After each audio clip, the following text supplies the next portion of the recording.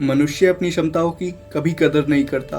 वह हमेशा उस चीज की आस लगाए रखता है जो उसके पास नहीं है।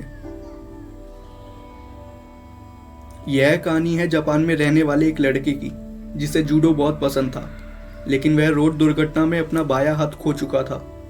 बावजूद इसके वह जूडो सीखना चाहता था।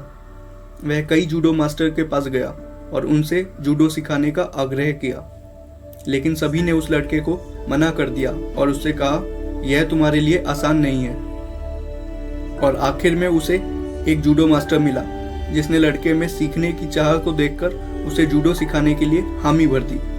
अब वह लड़का रोज जूडो सीखने के लिए उस जूडो मास्टर के पास जाने लगा। सीखते सीखते 3 महीने हो चुके थे, लेकिन लड़का अपनी जूडो प्रैक्टिस से खुश नहीं था, क्योंकि जूडो मास्टर ने उसे 3 महीने तक हर रोज एक ही दाव की प्रैक्टिस कराई थी। लड़का अपने जूडो मास्टर का बहुत सम्मान करता था, जिस कारण उसने कभी भी अपनी जूडो मास्टर से यह बात नहीं कही कि वह जूडो प्रैक्टिस से खुश नहीं है, और वैसे ही सीखता रहा जैसे कि उसके मास्टर उसे सिखाते रहे।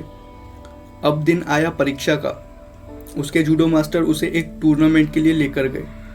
लड़के में घबराहट थी कि पता नहीं वह कैसे प्रदर्शन करेगा।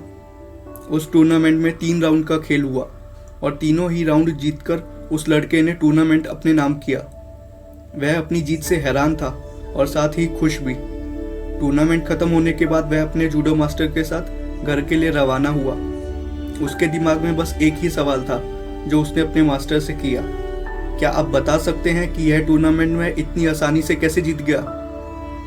जूडो मास्टर ने उत्तर दिया, तुम्हारी जीत के 2 कारण हैं।